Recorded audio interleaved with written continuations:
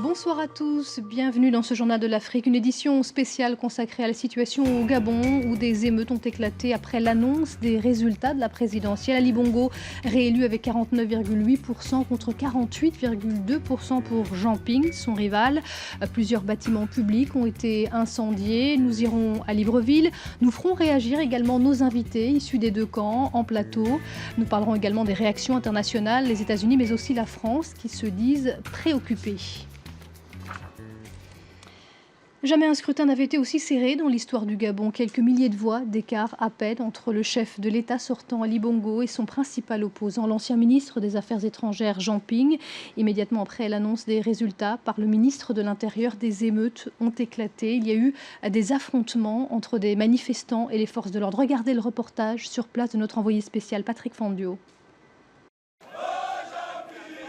Repris en chœur par ses partisans, le nom de leur leader, Jean Ping, le seul vrai président élu du Gabon aux yeux de ses partisans, descendu par centaines sur la 4 voies près du siège de la commission électorale, 30 minutes à peine après l'annonce de la réélection d'Ali Bongo. Un tir de grenade assourdissante pour le début d'une après-midi d'affrontement entre les manifestants et la police anti-émeute, faisant reculer les groupes d'opposants à coups de gaz lacrymogène. Sur la route, déjà les premières barricades en flammes d'une foule en colère. Mais le résultat était le résultat du candidat de l'opposition Jean Ping. Vous le connaissez, vous connaissez. C'est Jean Ping. Pourquoi la population s'élève? C'est pour ça. Hein? C'est pour ça. Et puis la population marche pacifiquement. Vous voyez comment est-ce qu'on les gaz et autres. Ce scénario d'une contestation électorale dans la rue après la réélection du président Ali Bongo est tout sauf une surprise, tant les esprits avaient été chauffés par une campagne marquée par une ambiance délétère, des invectives, des insultes et de graves accusations échangées entre les deux principaux candidats. De quoi préparer la rue à ce scénario de crise post-électorale. Un peu plus loin, près du quartier général de Jean Ping, la dispersion de ses partisans dans une course panique. À quelques centaines de mètres de là, de nombreux bâtiments publics, des restaurants et des commerces brûlés et déjà pillés. Libérer le Gabon, le mot d'ordre de ses opposants écœurés par le rêve envolé d'une alternance. On est fatigué de la famille Bongo, on en a marre. Oui, 50 ans, ça fait 50 ans, on est fatigué. C'est pour ça qu'on revendique. À Libreville, un face-à-face police contre manifestants pour une nuit à très haut risque.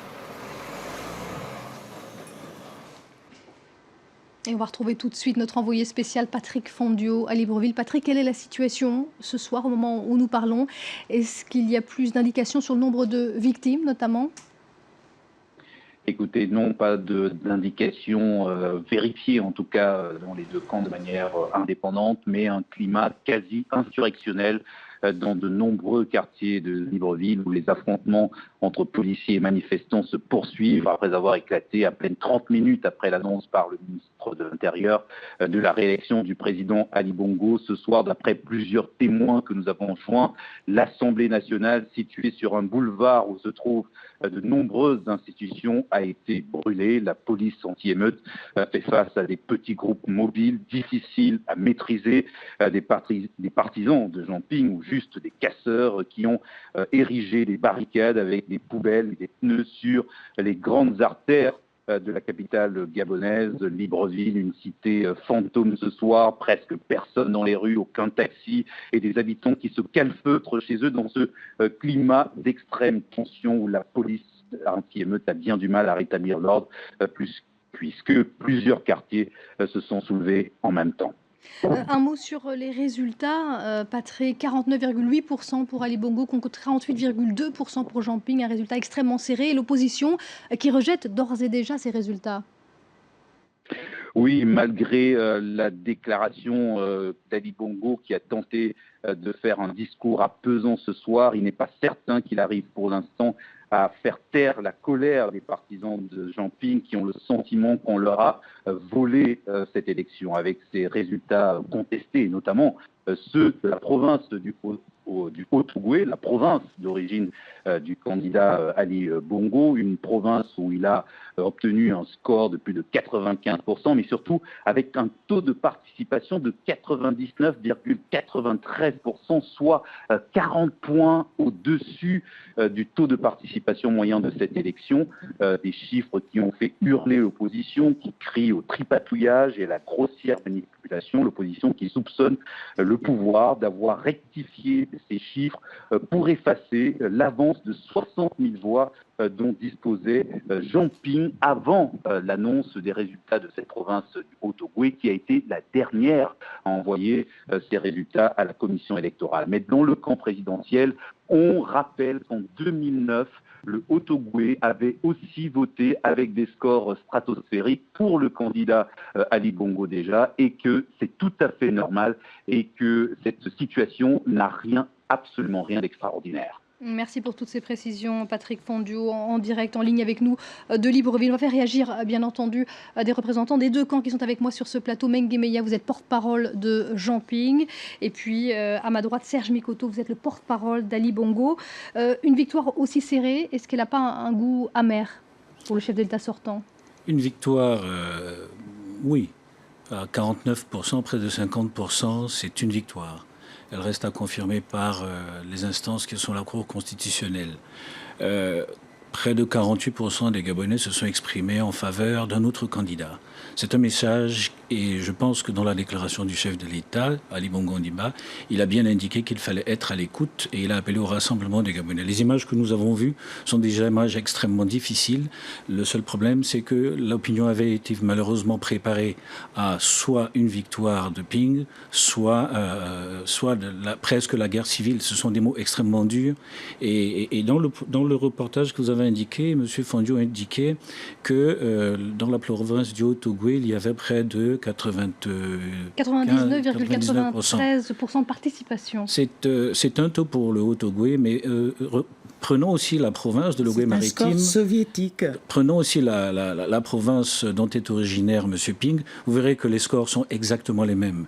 Lorsque la population est polarisée de cette façon-là, les scores sont exactement les mêmes dans un camp comme dans l'autre. C'est surtout le taux de participation, je pense, de 99,9% des voix, je pense. De votre côté, du côté de l'opposition, quelle est votre réaction après ces résultats? Est-ce que vous les contestez, Mengue Meïa? Le résultat de cette élection est proprement scandaleuse. C'est-à-dire que lorsque quelqu'un est démocratiquement élu, il n'y a pas de telle réaction de révolte. Nous voyons là une répétition de ce que nous avons connu en 2009. Et je vais prendre un exemple concret. La ville de Port-Gentil et celle de Libreville représentent 37% du corps électoral. Or, le Haut-Ogooué, on ne va pas venir nous dire aujourd'hui que le Haut-Ogooué, à lui seul, peut représenter 40% du corps électoral. En plus, nous avons constaté qu'il y avait plus de votants que d'inscrits. C'est la raison pour laquelle je souhaite aller dans le sens de l'Union européenne, de la chef de l'Union européenne qui a demandé que les résultats puissent être montrés bureau par bureau et province par province. Justement. Et d'ailleurs, la France a eu la même position ainsi que les États-Unis. Effectivement, une réaction peut-être là-dessus, Serge Mikoto, l'Union européenne, la France, les États-Unis, qui se disent préoccupés, mais qui demandent aussi qu'on voit les résultats bureau de vote par bureau de vote. La loi au Gabon prévoit que les résultats soient compilés bureau de vote par bureau de vote et puis ils sont remontés au niveau de la Sénap qui en fait une compilation et les donnent au ministre de l'Intérieur. C'est le processus qui a été indiqué. Mais que ce soit publié à tous. Je dois quand même indiquer, madame, que c'est une élection particulière dans la mesure où c'est un système électoral qui a été discuté entre l'opposition et la majorité depuis plusieurs années avec l'introduction à terme de la biométrie. Je dois rappeler que plus de 1200 observateurs internationaux se sont rendus dans ce pays-là. C'est une première. 1200 observateurs internationaux n'ont pas eu la possibilité d'assister. Madame, soyez courtoise, s'il vous plaît. On vous laisse terminer.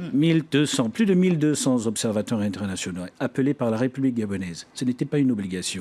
Et dans 95% des cas constatés en positif par l'Union européenne, les représentants de l'Union africaine ou même les représentants de l'Organisation internationale de la francophonie, c'est insatisfaisant d'une façon globale. Bien sûr, dans toute élection, il y a certainement des couacs, mais ces couacs-là ne sont pas de nature à remettre en cause le processus démocratique. Menguebeya, Jean Ping n'a pas encore réagi officiellement. Qu'est-ce qu'il compte faire maintenant? Vous dénoncez des fraudes? Il le fera très rapidement.